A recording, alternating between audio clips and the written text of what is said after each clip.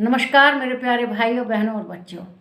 आप लोग जानते हैं कि हम लोग श्रीमद् भगवत गीता के एक एक अध्याय का एक एक श्लोक का गहराई से अर्थ समझना चाह रहे हैं कि श्री कृष्ण भगवान जो अर्जुन से कह रहे हैं उसका मतलब क्या है। वो तो अच्छा हुआ अर्जुन ने हथियार डाल दिए और उन्होंने गीता का उपदेश देना शुरू कर दिया और उससे हमें भी ज्ञान मिल रहा है, हम भी ज्ञान प्राप्त करते हैं।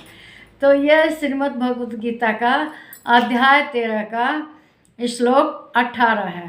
तो इसमें क्या कहते हैं, इसमें श्री कृष्ण भगवान के ही बारे में बता रहे हैं कि वास्तविक भगवान का क्या कहते हैं।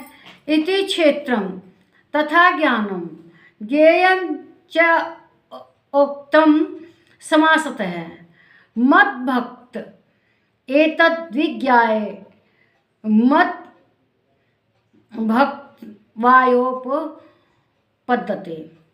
इस प्रकार क्षेत्र किसको कहा है उन्होंने। क्षेत्र मतलब जो हमारा शरीर है, इसको श्री कृष्ण भगवान ने क्षेत्र कहा है। तथा ज्ञानम, और जो ये ज्ञान है, जानने योग्य परमात्मा का स्वरूप जानना एक ज्ञान ही की न बात है। उसे संक्षेप में कहा गया, मेरा भक्त इसको तत्व से जानकर मेरे स्वरूप को प्राप्त होता है। जो भगवान को असली रूप में समझ जाए, मतलब वो तत्व से जान गया। और जब भगवान का असली रूप जान जाते हैं तो हम भगवान को प्राप्त हो जाते हैं। तो उन्होंने इस क्षेत्र, जो खेत है, इस क्षेत्र क्यों कहा गया। क्षेत्र माने खेत होता है, लेकिन शरीर को उन्होंने क्षेत्र कहा क्यों। इसके अंदर हम जैसे संस्कार उपजाते हैं, इस शरीर के द्वारा जैसे कर्म करते हैं, उसका हम वैसा ही फल पाते हैं। जैसे किसान खेत में जैसा बीज बोता है, उसका वैसा ही उसे उत्पादन मिलता है। तो ये शरीर को उन्होंने क्या कहा है, क्षेत्र।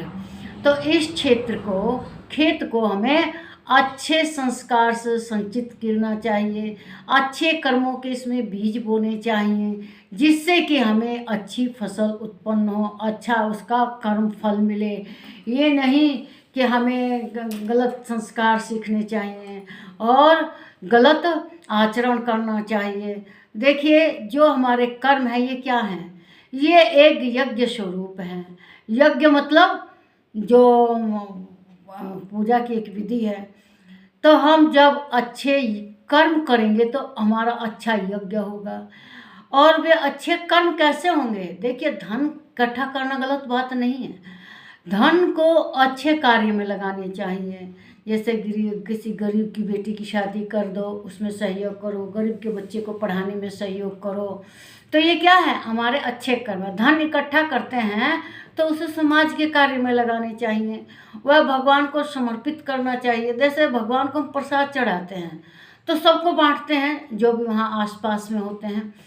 तो कहना, दूसरे को खिलाने में जो मनुष्य को आनंद की प्राप्ति होती है, वह सम खाने में नहीं मिलती।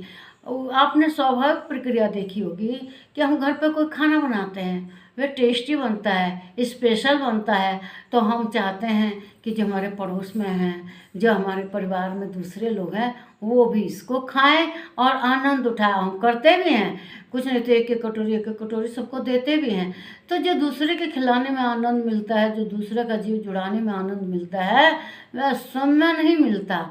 तो इसलिए भगवान के प्रसाद को चारों ओर आदमी बांटता है। तो जो हमारे कर्म हैं उसको हम यज्ञ की तरह पवित्र करें, अपने सब कर्मों को भगवान के चरणों में समर्पित करें।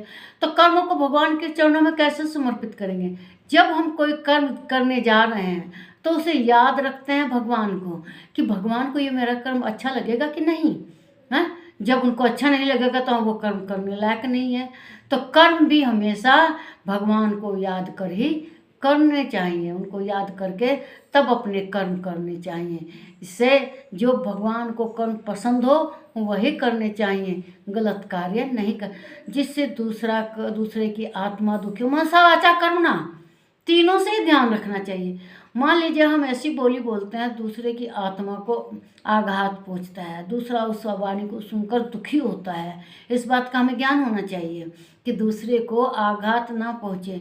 हिंसा कोई ये नहीं है कि किसी को मारे डंडे से, यही नहीं है, हम वाणी से भी मारते हैं। तो वाणी हमेशा, किसी ने कहा हिये तराजू तोल के तब मुख बाहर आनी, हृदय रूपी तराजू में तोलकर तब अपने मुंह से वाणी को बाहर निकालना चाहिए, और तब ही वह दूसरे को प्रिय लगेगी। तो इसीलिए हमें हमेशा ये ध्यान रखना है कि मनसा वाचा कर्मणा, मन से भी हम दूसरे को आघात ना पहुँचे। मन ही मन गाली दें, ये गलत बात है, तो भगवान स्वीकार नहीं करते। वाणी से भी नहीं करना चाहिए, और हिंसा, हाथ से भी, कर्म से भी किसी को आघात नहीं पहुंचाना चाहिए। इस वीडियो को लाइक कीजिए, शेयर कीजिए, इस पर कमेंट कीजिए, मेरे चैनल को सब्सक्राइब कीजिए। नमस्कार मेरे प्यारे भाइयों, बहनों और बच्चों।